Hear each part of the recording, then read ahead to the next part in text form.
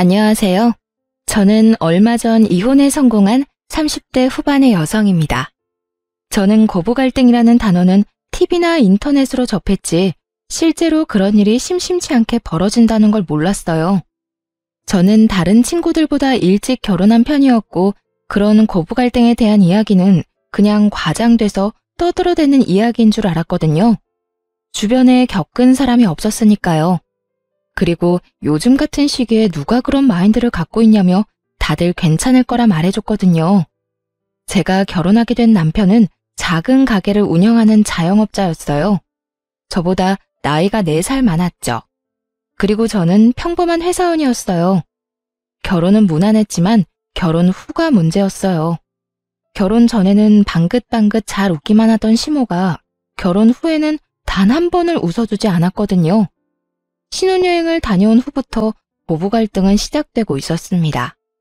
시모는 사람을 괴롭히는데 일가견이 있는 사람이었어요.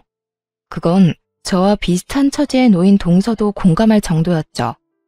특히 제삿날에는 본인 기준의 완벽을 요하는 사람이었어요. 그런 주제에 손 하나 깜빡 안 하고 턱끝, 입으로만 사람을 부리는 스타일이었죠. 그날도 평소와 다름없이 시모가 마음껏 두 며느리를 괴롭히던 제삿날 중에 하루였어요. 예, 막걸리가 떨어졌구나. 가서 막걸리 좀 사와라. 미리 올 때 사오지 그랬어. 혹 제사 지내기 직전에 이렇게 없어서 발 동동 굴러야겠니? 네가 야무졌으면 고생할 일도 없는데 머리가 모자라면 손발이 고생한다는 말이 괜히 나온 말이 아니야. 제가 일부러 막걸리를 안 사온 것도 아니었어요. 남편이 나중에 사도 된다며 중간에 마트에 들리는 걸 거절한 탓이 더 크죠. 그 말을 하려다 남편을 슬쩍 보니 모르는 척하길래 저도 입국 닫았어요. 그런 말하면 고자질한다며 잔소리 시간이 2배로 늘 테니 그 상황은 피하고 싶었거든요. 저는 시모 말에 아무 대답도 없이 지갑과 폰만 챙겨가지고 밖으로 나갔어요. 그러자 뒤에서 한마디 하더군요. 아유, 뭐 저런 게 다 있어? 심부름을 시켰으면 나갈 때 네 하고 대답이나 하고 가던지. 대답 없이 물건만 쏙 챙겨가지고 기분 나쁘다는 표정 가득 짓는 거 보니 안 되겠다 안 되겠어. 어디 며느리가 돼서 집안 제사에 저런 표정을 짓는 거야? 나 젊었을 때면 회초리를 맞아도 모자랐을 거야. 안 들리는 척하면 속 편할 거라는 생각으로 밖으로 나갔어요. 마트로 가는 내내 막걸리 하나 때문에 이렇게 욕먹을 일인가 생각이 들었죠. 그 자리에서 한바탕 뒤집어도 됐었지만 제사만 지내면 집에 가잖아요. 집에 가서 쉬고 싶다 그 생각밖에 없었거든요. 그래서 참았던 거예요. 그렇게 마트에 들어갔는데 세상에 그날따라 제삿날 사야 하는 막걸리가 뚝 떨어졌더군요. 딱 그 브랜드만 썼거든요. 왜 그 브랜드만 쓰는지는 몰랐지만 앞뒤 설명도 없이 그것만 사오라고 했기에 그 브랜드만 샀는데 그게 없으니 어쩔 수 없이 그 옆에 있던 다른 브랜드를 사야 했어요. 혹시 몰라 또 다른 브랜드 한 명을 더 사서 시댁으로 갔죠. 시모는 막걸리 봉지를 휙 가져가 신경질적으로 열어보더니 새된 비명을 내지르더군요. 야, 너 이게 뭐 하는 짓이야? 넌 그렇게 제사를 자주 지냈는데 너희 시아버지 마시는 막걸리 이름도 몰라? 지금 몇 년째 네가 맏며느리로 일하는데 어떻게 다른 막걸리를 가져올 수가 있어? 너 지금 우리 집 무시하니? 어머님, 갔더니 그 브랜드 막걸리만 다 떨어져서 안 팔더라고요. 시간이 좀 늦어서 다른 곳 돌아볼 여유도 없었고요. 그래서 다른 브랜드 사왔는데 오늘만 그걸로 사용하면 안 될까요? 너 그걸 말이라고 하니? 정말 어이가 없어서. 이딴 식으로 제사 지낼 거면 오지 마. 얼마나 기분이 더러운지 알기나 해? 제사라는 건 정성이야. 그런데 이딴 정신머리로 제사상 차리는 거 부끄럽지 않니? 으휴, 내가 죽어서도 이럴 거 눈에 뻔히 보이니 내 속이 다 탄다. 솔직히 말해봐. 우리한테 이럴 거면 우리 아들이랑 결혼은 왜 했어? 막걸리 한 병에 이런 수많은 이야기를 들을 줄은 상상도 못했어요. 산 사람 취향 맞추는 것도 아니고 죽은 사람 제사 지낼 때 쓰는 술인데요. 이 술이나 저 술이나 똑같지 뭐가 그렇게 시시콜콜 따져야 하는 게 많은지 제가 가만히 있으니 더 폭주해서 난리가 나더군요. 잘난 너의 부모님이 그렇게 하라고 시켰니? 응? 너희는 대충 아무거나 그런 식으로 하라고 배웠어? 세상에, 이래서 가정교육이 중요한 거야. 너희 시아버지 돌아가셨다고 중요하지 않다고 여기는 것 자체가 예의 없고 경우 없는 짓이지. 그리고 둘째 며느리, 너도 마찬가지야. 너도 잘하는 거 하나도 없어. 손끝이 왜 그렇게 야무지지 못하니? 네 집안 사정도 우리가 잘 알고 있다만 그래도 이건 너무하지. 남의 집 재산 망쳐놓고 또 그러겠지. 우리도 우리 집에서는 귀한 딸이에요. 귀한 딸은 웃기고 있네. 그딴 식으로 할 거면 우리 집에서 당장 나가. 나도 이런 식으로 개념 없는 애들이랑 같이 지내고 싶은 생각 요만큼도 없으니까. 아주 말로 사람을 잡더군요. 보자 하고 있으니 사람이 보자기로 보였는지 아주 할 말 안 할 말 입 밖으로 다 꺼내고 있더라고요. 그렇게 시모가 두 며느리를 잡는 동안 두 아들들은 아무것도 들리지 않는 척, 아무것도 보이지 않는 척 거실에 앉아 TV만 보고 있더군요. 부모님 이야기까지 나오니 저도 참을 생각은 없었어요. 그리고 언젠가 한 번은 터뜨려야 될 일이라고 생각했거든요. 사람이 무엇을 시키려면 그것이 왜 중요한지, 왜 그렇게 해야 하는지 정도는 같이 가르쳐주는 게 상식이고, 막걸리 브랜드가 그렇게 중요했다면 그냥 가자는 남편 머리통을 쥐어 박아서라도 다른 마트까지 가서 가게를 탈탈 털어서 그걸 사왔을 거예요. 지 아들놈도 아무렇지도 않게 생각하는 막걸리를 왜 며느리들이 신경 써야 하는 거죠? 어머님, 그게 그렇게 중요한 거였으면 저한테 미리 말씀해 주시지 그러셨어요. 제가 여기 올 때 남편한테 마트 들러달라고 얘기했는데 당장 집 많다고 안 들리더라고요. 나중에 사오면 된다고 그냥 여기로 와버렸거든요. 그리고 그 막걸리가 그렇게 중요한 거면 왜 그 브랜드만 사야 하는지 얘기라도 해줬어야죠. 시아버님에 대한 얘기 다른 거 다 해준 적 없으시면서 저희한테 그렇게 화를 내시면 어떡하죠? 그냥 저희한테는 화풀이 하신 거잖아요. 그렇게 중요한 거면 가족이 챙겨야죠. 저희 같은 남한테 챙기라고 하는 게 아니라, 아니, 생각할수록 웃기네. 막걸리 하나로 이렇게 뒤집어지는데 자식이라고 아들이 둘이나 있는데 아무도 그 막걸리 신경 안 쓰는데요. 어느 집 불효자식이 그래요? 자기 집 일은 자기가 알아서 해야지. 그렇다고 며느리한테 말아준 것도 없으면서 정성이 어떻니, 결혼하니 마니 그런 얘기를 왜 하시냐고요. 뭐라고? 다시 말해봐. 너 지금 그게 시어머니한테 할 말이야? 그럼 어머님이 하신 말은 며느리한테 할 수 있는 말이라고 생각하세요? 아니, 같은 인간한테 할 수 있는 말이라고 생각하시냐고요. 누가 들어도 무시하고 짜증내고 화내고 분풀인데 그걸 왜 제가 들어야 돼요? 그걸 왜 동서가 듣고 있어요? 그렇게 중요한 제사면 어머님이 혼자 준비하세요. 며느리들 보듬어가며 가르치고 알려줘도 모자랄 판에 자기 원하는 대로 안 했다고 화만 내고 있으니 누가 어머님 장단에 맞춰주겠어요? 안 그래요? 그럴 거면 아들들 데리고 제사 지내요. 속 편하시도록. 저는 많이 참는 편이긴 하지만 그렇다고 해야 할 말을 하지 않는 스타일은 아니었어요. 내성적이지는 않았죠. 다만 말을 뱉고 나면 관계를 되돌릴 수 없다는 걸 확실하게 알고 있었기 때문에 정말 관계를 개선하기 위해서 필요한 경우가 아니면 절대로 남에게 아쉬운 소리를 한 적이 없어요. 그런 제가 거의 막말에 가까운 말을 퍼부으며 시모에게 따박따박 말대꾸하는 제 모습을 보고 그들도 놀랐던 것 같아요. 그제야 슬금슬금 남편이 저한테 와서 그러더군요. 여보, 왜 그래? 왜 그렇게 화가 났어? 빨리 엄마한테 사과드려. 그렇게 큰 소리 낼 일 아니잖아. 그냥 죄송하다고 하고 넘어가면 될 일을. 죄송하다고 하고 넘어가면 될 일이라고? 이게? 그래, 당신은 그렇겠지. 그러면 앞으로 당신이 제사 지내, 난 못 지내겠으니까. 입 있으면 말해봐. 내가 막걸리 사자고 했을 때 당신 뭐라 그랬는데? 그래놓고 어머님한테 내가 한 소리 들을 때 옆에 짜져가지고 한마디도 못했지? 그건 뭐야? 나더러 어머니 감정 쓰레기통 해주란 말이잖아. 내가 왜 그런 짓을 해? 그리고 당신도 그러는 거 아니야. 사람 앞에 두고 아닌 건 아니라고 얘기해줘야 되는 거지. 어머님이 나 혼낸다고 그 모든 게 당연한 것이라고 생각하고 그런 식으로 행동하는 거 나 기분 더럽거든? 당분간 제삿날에 나 찾지 마. 들으셨죠, 어머님? 제삿날에 저는 안 올 테니까 찾지 마세요. 사랑하는 두 아들이랑 잘 해보시던가요. 귀하지도 않고 결혼시킬 마음도 없었던 며느리한테 시키지 마시고요. 기분 나쁘게 왜 그래요? 시켜도 기분 더러우면 안 시키는 게 맞지. 그러니까 부르지 마세요. 네? 저는 그렇게 말하고 택시 타고 집에 와버렸어요. 화가 머리끝까지 났죠. 게다가 부모 걸고 넘어지는 건 상식적으로 이해가 안 가잖아요. 그렇게 시모와 싸운 뒤 다음 제삿날이 다가오더군요. 그래서 몰래 동서에게 연락했어요. 동서, 몸은 좀 어때? 많이 안 좋지? 임신 초기에는 원래 많이 힘들잖아. 아, 형님, 그렇지 않아도 저번에 유산 한 번 하고 난 뒤라 걱정이 많아요. 게다가 요새 피비침도 심해서 누워있으면 괜찮은데 움직이기만 하면 몸이 안 좋으니 걱정이네요. 이번 제사는 어떻게 해야 할지. 형님은 진짜 안 오실 거예요? 나 안 가. 그쪽도 며느리 소중한 건 알아야 하지 않겠어? 몸이 너무 안 좋으면 병원 가서 진료 한번 받아봐. 유산한 적 있으면 유산 방지 주사 같은 것도 있을걸?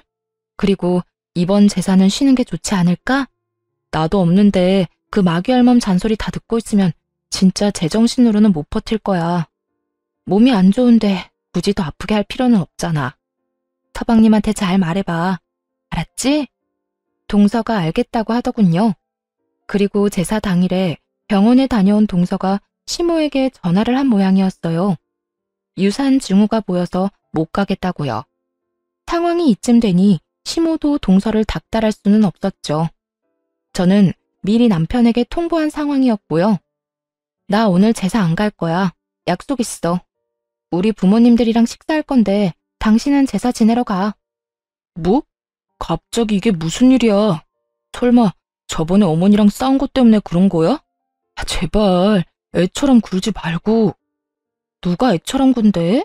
먼저 애처럼 군 게 누군데? 그리고 나 아직도 화 안 풀렸어. 그건 당신한테도 마찬가지고. 시어머니한테 잔소리 내내 듣는데 안 들리는 척하느라 고생 많았겠어. 그건 내가 나서면 상황이 더 복잡해지니까 그랬지. 그랬어 봐. 어머니가 또 뭐라고 그랬겠어? 그러니까 본인이 잔소리 듣는 건 싫어서 마누라 잔소리 듣게 만들었다는 거잖아. 그런 소리가 아니잖아. 나한테는 그 말이거든? 어쨌든 안 나가니까 둘이 알아서 해. 왜 둘이야? 동서도 못 간대. 유산방지 주사 맞고 병원 입원한대 당분간. 그러면 당신이라도 가야지. 안 간다는 말 못 들었어? 당신이야말로 나한테 이러는 거 아니지. 내가 무슨 소리까지 들었는지 진짜로 못 들은 척하는 거야? 우리 부모님 이야기까지 나왔거든? 아무리 그래도 정도가 있지. 내가 당신한테 우리 집에 못한다고 뭐라 한 적이라도 있어?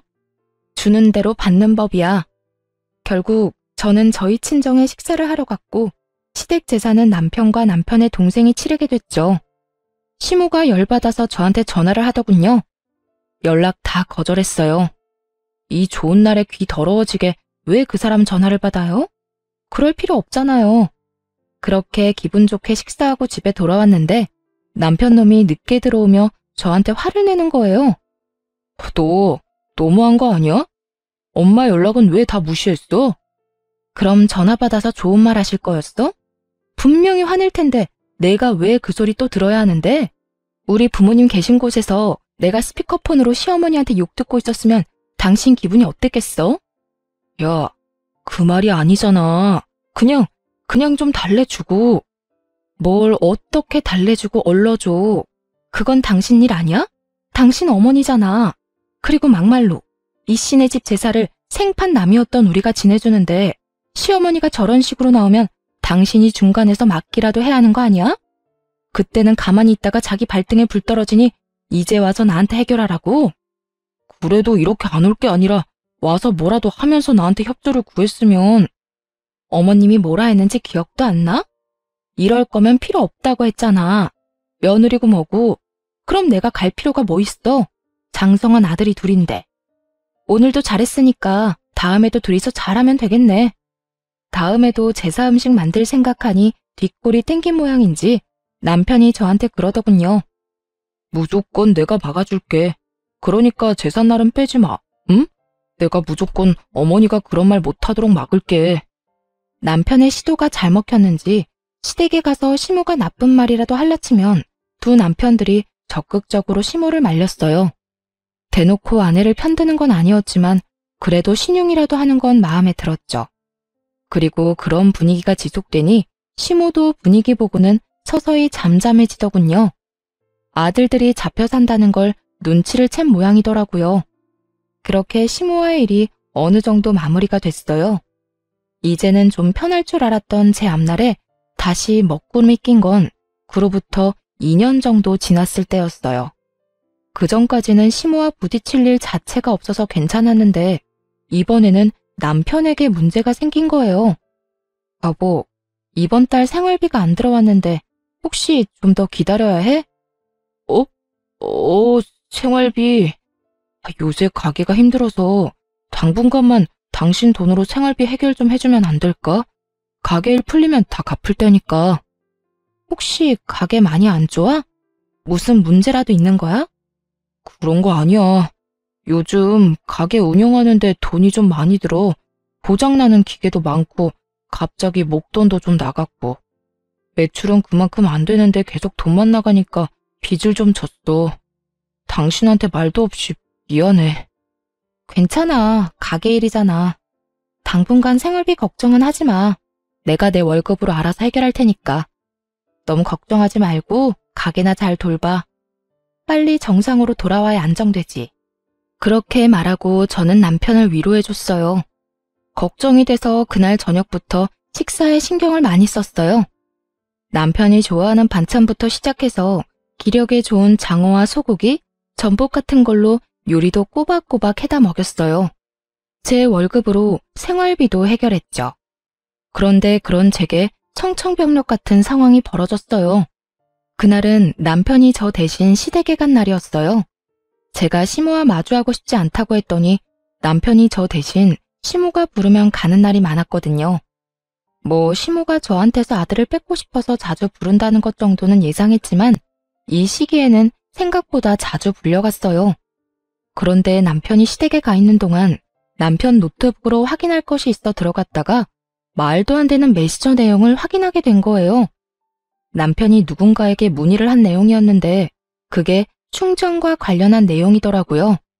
그런데 게임이니 카지노니 이런 말이 들어가 있는 걸 보니 아무리 문외한인 제가 보더라도 이게 사이버 도박이라는 건 모를 수가 없겠더라고요. 그걸 보는데 손이 덜덜 떨리는 것이 그때 생각하면 아직도 머리가 새하얘져요. 사실 저희 삼촌 중에 한 명이 도박하셨던 분이 있었거든요. 할머니 댁을 완전히 풍비박산을 낸 그분은 나머지 가족들에게도 들러붙어서 도박 자금을 마련하려고 했죠. 그때 부모님도 그 삼촌 때문에 고생을 많이 해서 도박이라면 치를 떠시거든요. 그런데 사위가 도박을 한다는 이야기를 들으면 어떻게 나올지 상상도 안 되더군요. 저는 남편에게 당장 전화해서 따져 물을 생각이었어요. 그런데 제 폰이 먼저 울리더군요. 상대방은 시모였어요. 네, 어머님. 넌 도대체 어떻게 되내니? 네 남편이 이렇게 아픈데도 아무것도 모를 수가 있어. 갑자기 그게 무슨 말씀이세요? 오늘 첫째랑 식사하러 왔다가 속이 안 좋다고 해서 병원에 들렀더니 간에 문제가 있다고 하잖아. 간경화란다. 너 아침밥도 안 먹이지? 밥도 제때 안 해주는 거지? 이것 봐. 내가 언젠간 너 이럴 줄 알았어. 도대체 어떻게 생활하길래 우리 귀한 아들이 아파? 밥도 안 주니? 일만 시켜? 돈 버는 기계로 보고 그러는 거냐고. 결혼을 잘못 시킨 거야. 너랑 결혼한 뒤로 애 몸이 이렇게 아프잖아. 그 말을 듣는데 순식간에 화가 나더군요.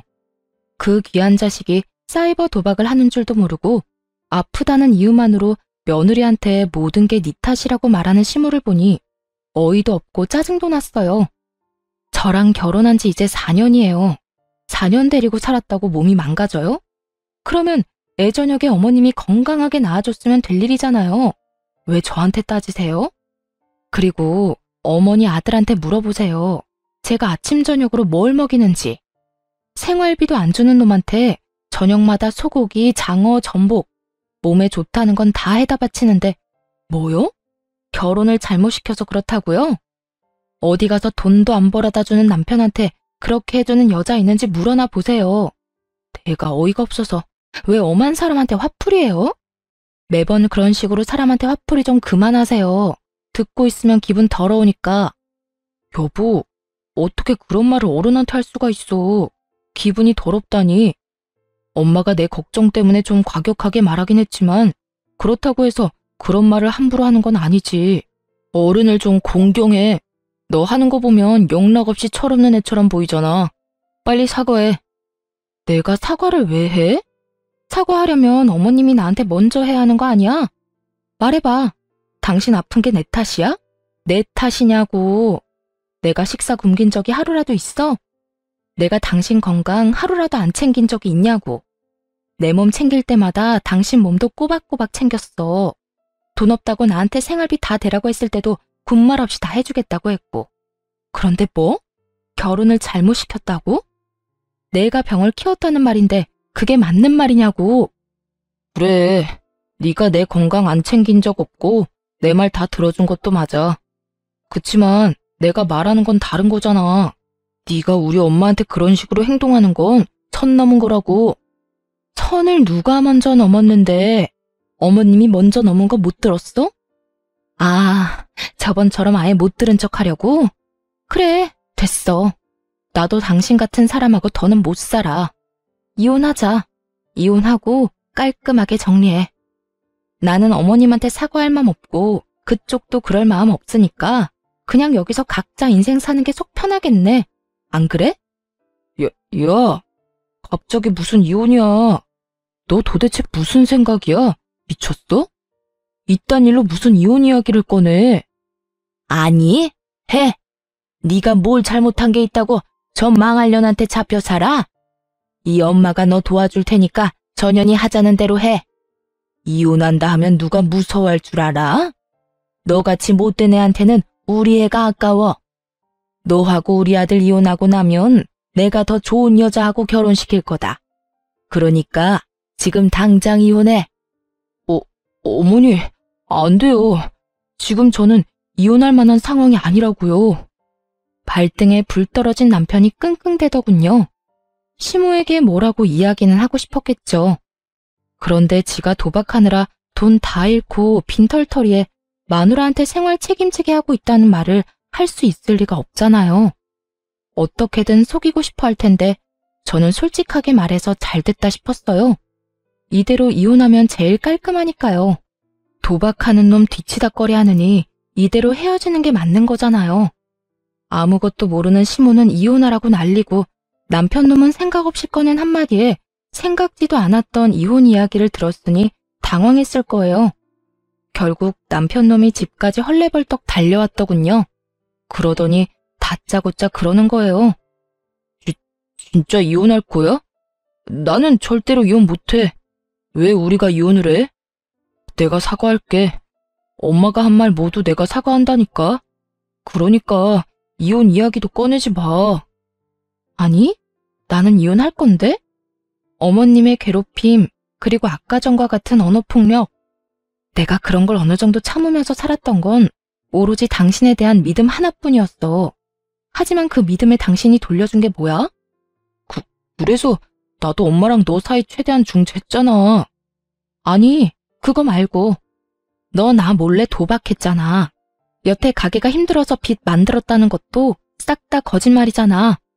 너 도박한 거 이미 다 알고 있어. 제가 도박 이야기를 꺼내자마자 남편 놈이 아무 말 못하더군요. 언제까지 속일 생각이었어? 나한테 아무 말 안 하고 언제까지 나 우려먹을 생각이었는데 니네 엄마 때문에 힘든데 당신마저 도박을 해? 두 사람이서 쌍으로 나를 말려 죽이려고 작정을 한 거지? 그럼 나도 내 살 길 찾아가야 하지 않겠어? 그래서 이혼하자는 거야. 고맙게 생각해. 내가 당신 엄마 앞에서 도박 이야기 안 한 거. 결국 도박 이야기를 꺼내고 나서야 이혼을 하기로 했어요. 남편이 시댁에 어떻게 말했는지는 몰라도 시모는 전화 와서 아주 속 시원하다며 저를 비웃더라고요. 그래, 잘 생각했다. 네가 한 일 중에 제일 잘했어. 우리 아들하고 이혼하고 잘 살아봐라.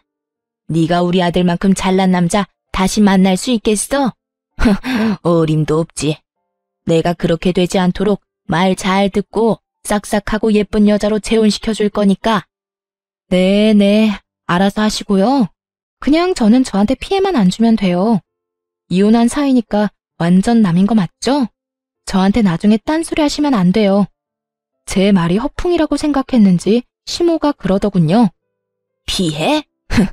네가 우리 아들한테 준 피해는 생각도 안 하지? 오냐, 내가 죽었다 깨도 너한테 연락할 일은 없을 거다. 우리 아들도 마찬가지고. 그렇게 전 남편과 이혼하게 됐네요. 도박 자금 마련해달라고 하기 전에 이혼하게 돼서 얼마나 다행인지 몰라요. 그런데 몇 달 지나지 않아 예전 동서가 잠깐 보고 싶다고 하더군요. 시모의 구박을 둘이서 함께 받은 사이였다 보니 생각보다 정이 많이 들어서 이혼 후에도 이래저래 연락을 지속하던 중이었어요.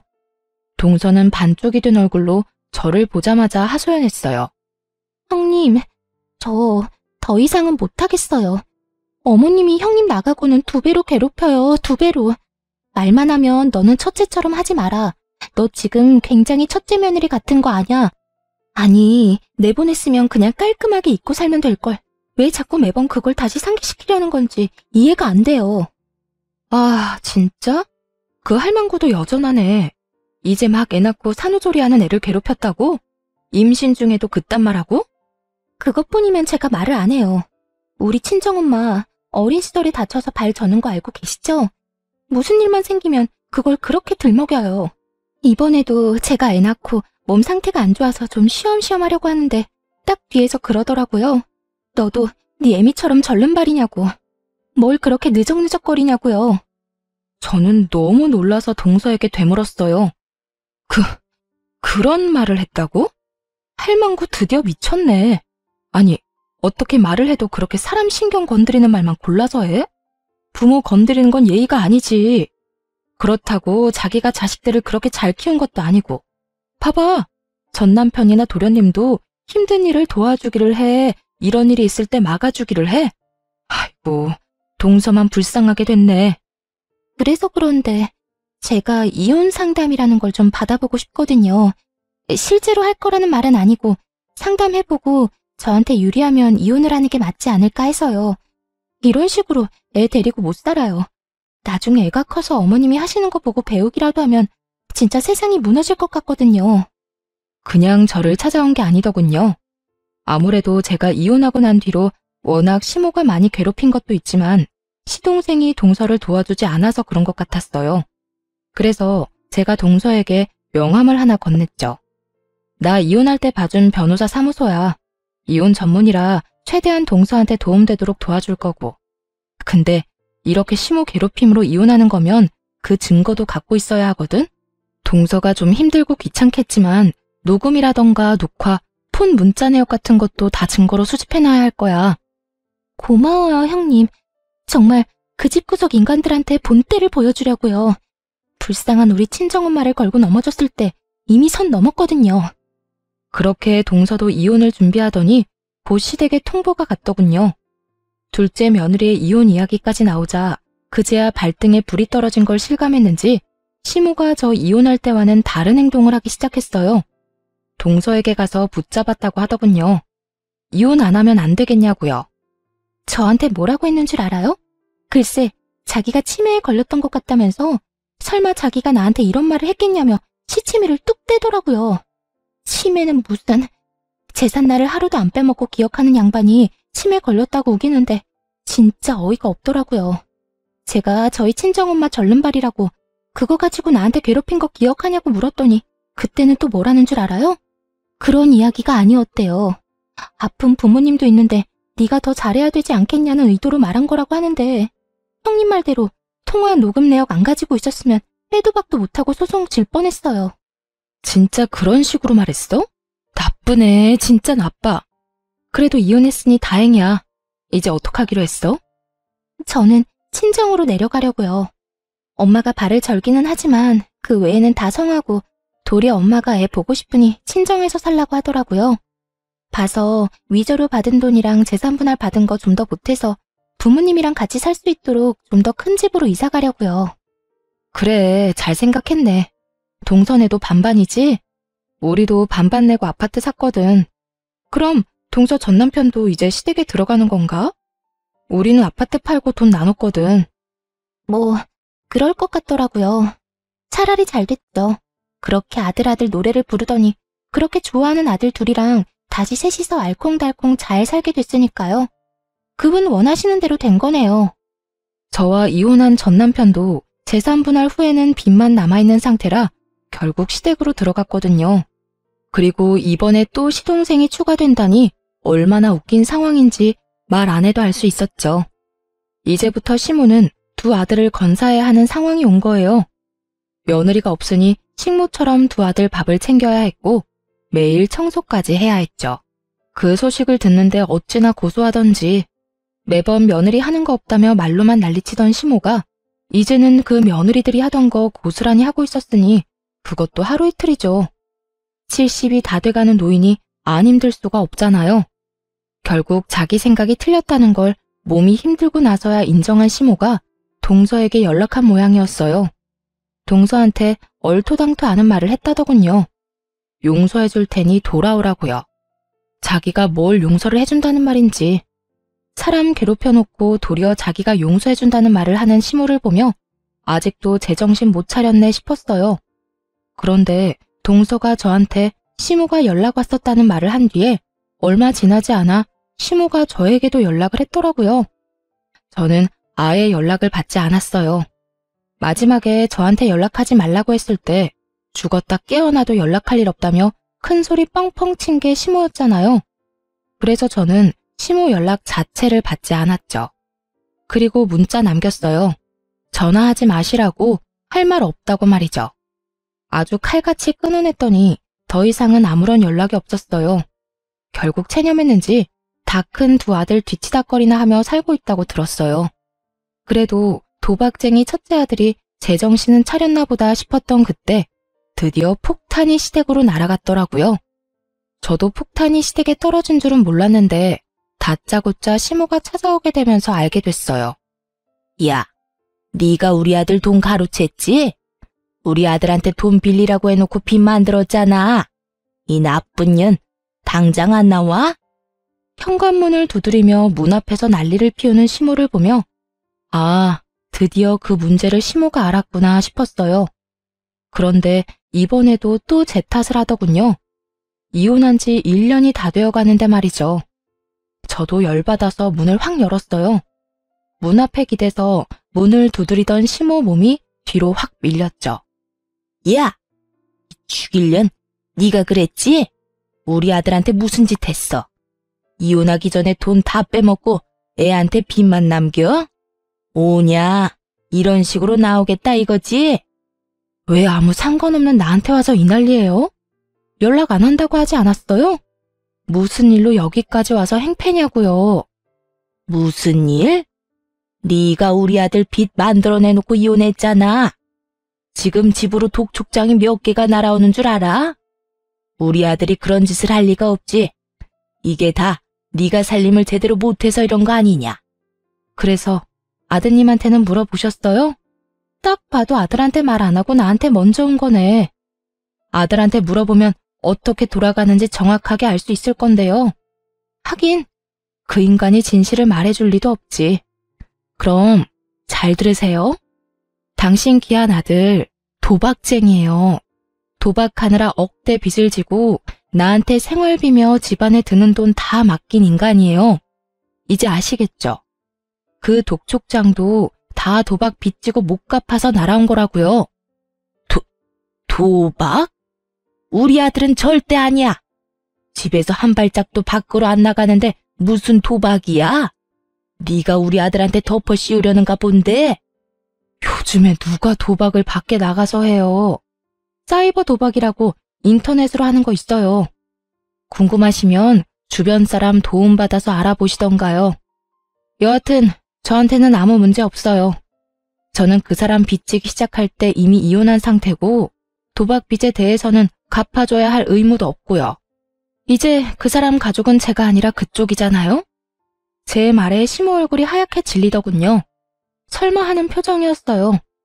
이렇게 친히 가르쳐주는데도 못 믿는 걸 보니 귀한 아들 사랑이 참 대단해 보였죠. 아니다. 아니야, 그럴 리가 없어. 네가 나를 속이는 거야. 우리 아들이 도박 같은 거 할 리가 없잖아. 네 탓이야. 이건 다 네 탓이라고. 그게 아니면 말이 안 되잖아. 성실하고 착한 우리 첫째가 왜 그런 짓을... 아, 네가 끌어들였지? 네가 우리 아들한테 도박하라고 시켰지? 미쳤어요? 우리 집은 도박이라고 하면 학을 뗄 정도로 싫어해요. 이번 이혼할 때 사실 그 사람 도박인 거 알고 있었거든요. 그거 알고 저희 친정에서 빨리 인연 끊으라고 할 정도로 싫어하세요. 뭘 알고 말해야지. 아니야. 그럴 리 없어. 우리 아들이 그럴 리가 없어. 니년이 그랬잖아. 시모는 그저 저만 탓하는 기계처럼 그렇게 제욕만 하더군요. 그렇다고 이렇게 놔둘 수도 없어서 전 남편에게 전화를 했어요. 당신 엄마 데려가라고요. 그렇게 부랴부랴 전 남편이 저희 집 앞에 왔더군요. 저를 탓하기만 하던 시모가 자기 아들을 보고는 급히 묻더군요. 너 도박하냐? 진짜로? 이 엄마한테 숨기고 도박한 거야? 어이 참, 그런 건 왜 물어보세요. 남의 집 앞에서 이러지 말고 빨리 집에나 가요. 어서 일어나요, 어서. 애미가 묻잖아. 너 도박하냐고? 진짜야? 시모가 추궁하자 더 이상 아무 말도 못하고 시모를 끌어내려고 애만 쓰는 자기 아들을 보더니 시모 얼굴이 벌겋게 달아오르더군요. 이 정신 나간 놈이 도박을 해? 내가 널 그렇게 키웠어? 그게 얼마나 무서운 병인지 알고나 하는 거야? 너 그거 손모가지를 끊어도 못 끊는 게 도박이야. 그걸로 지금 빚을 억이 넘도록 지고 망할 것 같으니라고 네가 그러고도 엄마 집에 기어들어와? 양심이라는 게 있는 놈이야? 시모가 눈 돌아가니 정말 무섭더군요. 아들을 향해 삿대질을 하며 욕을 하는데 보고 있던 저까지 놀랄 정도였다니까요. 그렇게 감싸고 돌며 우리 아들 하더니 아들이 도박을 한다는 사실을 알자마자 그런 모습은 온데간데 없고 아주 원수 보듯이 하더군요. 너 같은 놈 자식으로 키운 적 없다. 나가. 당장 내 집에서 나가. 너 이혼하고 우리 집에 들어온 것도 그 도박빚 때문이지? 우리 집에 있으면서 패기치지 말고 오늘 당장 짐 싸서 나가라. 난 너랑 한 집에 있기 싫어. 그러니 좋은 말 할 때 나가. 와, 어머니, 어떻게 그러실 수 있어요? 제가 와이프랑 이혼하게 된 것도 따지고 보면 어머니가 그렇게 만드는 바람에 이혼하게 된 거잖아요. 아들 이혼시켜놓고 언제는 다 해줄 것처럼 받아들여주더니 꼴랑 도박 좀 했다고 지금 사람을 쫓아내겠다는 거예요. 난 못 나가요. 못 나가니까 엄마가 알아서 해요. 그러니까 왜 와이프 속을 긁어서 이혼을 하게 만들어요? 나 이혼할 생각 없었다니까. 이혼 안 하고 와이프가 내 빚 갚아줬으면 모든 게 다 그대로 해결될 일인데 엄마 때문에 다 망친 거잖아요. 나 그럴 생각으로 이혼 안 하려고 했는데 엄마가 계속 와이프 속 긁었고 엄마 아니었으면 지금쯤 와이프가 내 빚 다 갚아주고도 남았을 거라고. 얼빠진 소리하고 있네. 야, 내가 왜 네 빚을 갚아줘? 가게에서 사업하다가 생긴 빚이면 몰라. 근데 도박하다가 빚인 거잖아. 그걸 내가 왜 갚아주냐고. 나는 그런 거 갚아줄 생각 눈꼽만큼도 없으니까 두 분이서 알아서 하시고요. 일단 저희 집에서 나가세요. 왜 남의 집 문 앞에서 난린데? 나는 이미 상관없는 사람이니까 그런 이야기는 우리 집 앞에서 말고 다른 데서 하세요. 월! 두 사람을 내쫓는 제 모습에 얼빠진 표정을 짓던 두 모자는 지금 상황이 모욕적이고 짜증나는지 서로 아주 피 터지게 싸우더라고요. 남편을 향한 시모의 반발은 생각보다 엄청났고 남편 또한 그런 시모에 대한 배신감이 생각보다 깊었나 봐요. 둘이서 욕을 주고받는데 듣고 있는 것도 힘들 정도였어요. 이 미친놈 좀 보게. 네가 사람이야? 네가 사람 새끼냐고. 자식이 돼가지고 부모 부양할 생각은 안 하고 부모 가진 거 뜯어먹을 생각이나 해? 어림도 없지. 내 노후자금 너한테 뜯기느니 내가 너를 버리고 만다. 그리고 이혼하란다고 하는 건 무슨 바보짓이야? 네가 싫었으면 끝까지 버텼으면 될 거 아니야. 너도 좋다고 이혼해놓고 이제와 내 탓을 해? 에라이 천하에 몹쓸 것. 몰라요. 모르겠으니까 엄마가 내 빚 다 갚아줘요. 어차피 내 주소도 엄마네 집 앞으로 돼 있어서 엄마 집도 차 앞 들어갈 거예요.